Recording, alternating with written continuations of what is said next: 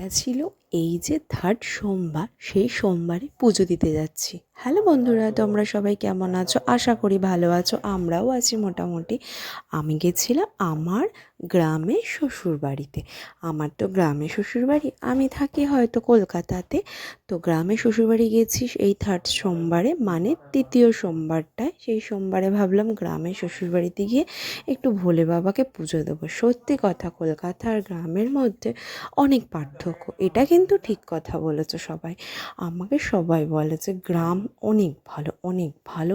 ওখানে কি সুন্দর ঠাকুর আছে, কত সুন্দর পুজো হয়। আমার শ্বশুরবাড়ির গ্রামের পুজোর মণ্ডপ এটা কি সুন্দর ভোলে বাবা। আমি বলেছি না, আমি এখানে যখন রয়েছি এখানে এসেই পুজো দেবো। আমার খুব ইচ্ছা ছিল এবছর একটু ওখানে যাব, গিয়ে ভোলে বাবাকে ওখানে পুজো দেবো। সত্যি মানে বিশ্বাস করো, মন্দিরটা এত সুন্দর আর এত ওখানে ঠাকুরের নিজের গাটা কাটা দিয়ে ওঠে।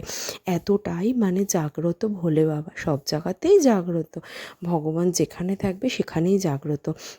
ওখানে গেলে জানো তো, ফুল বলো বেলপাতা বলো কোনো কিছুর দরকার পড়ে না।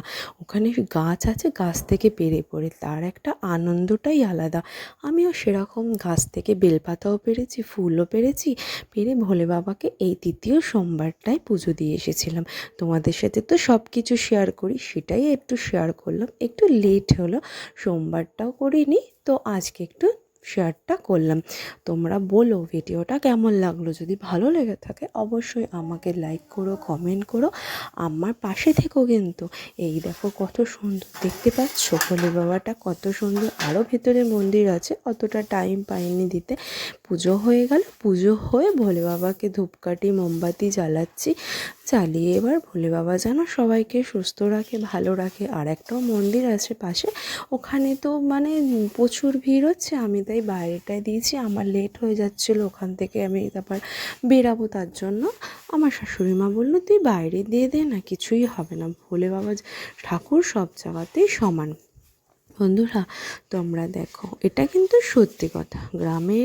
গ্রাম আর কলকাতার মধ্যে অনেক অনেক অনেক পার্থক্য। তার গ্রামের পরিবেশ পরিস্থিতি সব কিছু, সেখানে গেলে একটা আলাদা শান্তি অনুভব করা যায়। কিন্তু মানে সেটা শহরে সে শান্তিটা অনুভব আমরা করতে পারি না।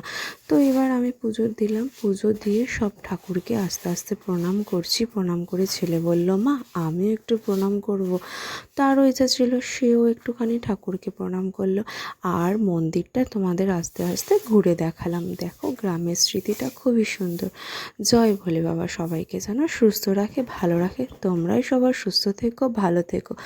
আসছি বন্ধু, টাটা, বাই বাই।